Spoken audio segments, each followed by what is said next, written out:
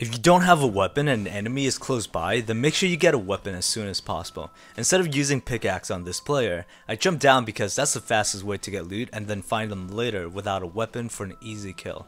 It's also really nice to get a ton of mini potions early on because it rewards you for being aggressive. You get more loot and you get to have shields again, up to 50 with the mini potions. Always max out on shields if you want a lot of kills. Getting enough wood is really important too. That's why I break down furniture. They give quick wood that can help win the next fights.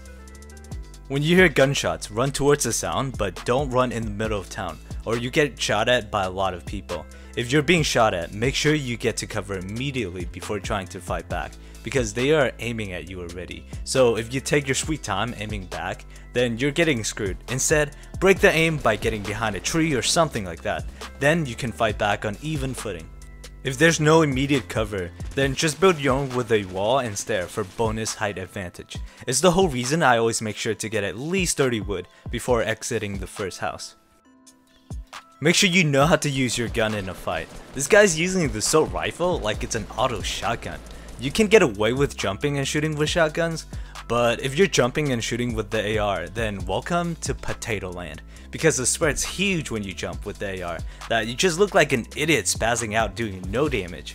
So do what I did. Start by crouching while moving left and right. Then stand up and move left and right. This makes the enemy have to follow your movement left and right, while also adjusting from going for head level to hip level and then back to head level, as well as keeping yourself pretty accurate at mid-range.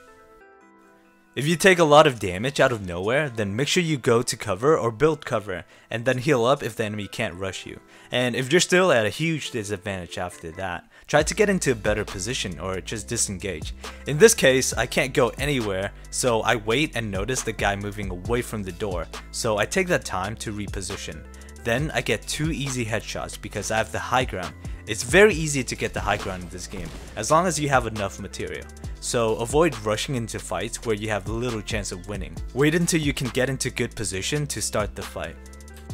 When you get into a long fight with lots of cover, don't be afraid to shoot down the enemy's cover if you have enough ammo. Most players will have AR ammo anyway, so you usually get back the ammo if you win the fight. Sometimes I end the game having used over 500 bullets just by shooting down enemy cover. If you have grenades or rocket launchers, you can also use multiple explosives to have them run from their cover, then catch them with AR.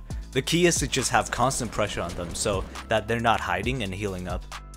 You can hear enemies switching weapons if you listen closely right now.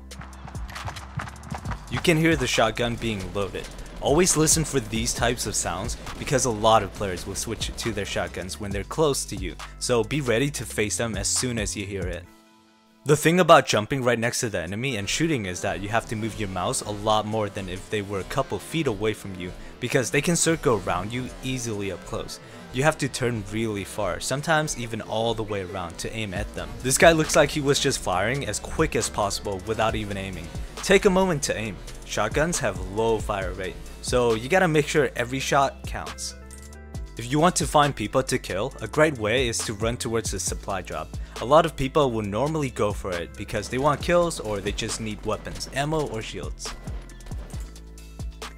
When you get caught by an enemy with way better cover than you and they keep shooting down your walls and stairs, then it's not a bad idea to engage them by spamming walls and stairs while moving towards them. You can also try something more advanced, which is building stairs to go above them. Normally it only takes 2 or 3 stairs. Then build floors, which to them will be ceilings that cover you since you're above them. This guy shot down the stair I was gonna connect this floor to, so I fall below him instead. In this situation, I like to use something I call the jump peek, which is just hiding behind a cover that's actually lower than your enemy. Wait till they rush you because they think they have the advantage. Then jump shotgun them because they have to expose themselves to see you while you don't. A lot of people just make the mistake of standing in the open to wait until the enemy peeks from cover, which gives the person with higher ground the advantage. This tactic only works though if the enemy has to show their whole body to peek you. If they only have to peek for a moment to shoot you, then you usually lose because they get easier headshots.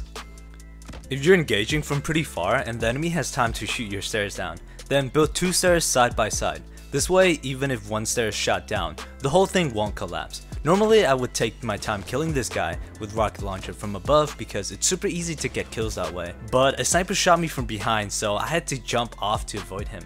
and take the fight on the ground. But normally people don't expect you to jump down from a height advantage, so I was able to surprise him.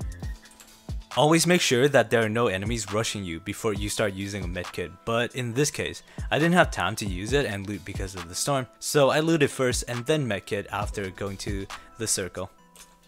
This next kill is pretty weird. This guy could have taken multiple shots at me for free while I was running up to him on low ground, but he decides to just completely run and then use 2 smoke bombs, which didn't really save him.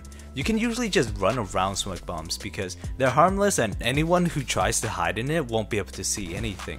He ended up having a ton of wood and ammo, but no shields, which is probably why he was so scared. But he's gonna have to fight someone with shield most of the time if he wants to win, so I think he still should have taken shots at me when he had the high ground.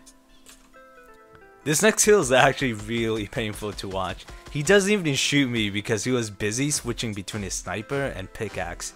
But the thing is, he actually had an AR on him, which had over 100 ammo.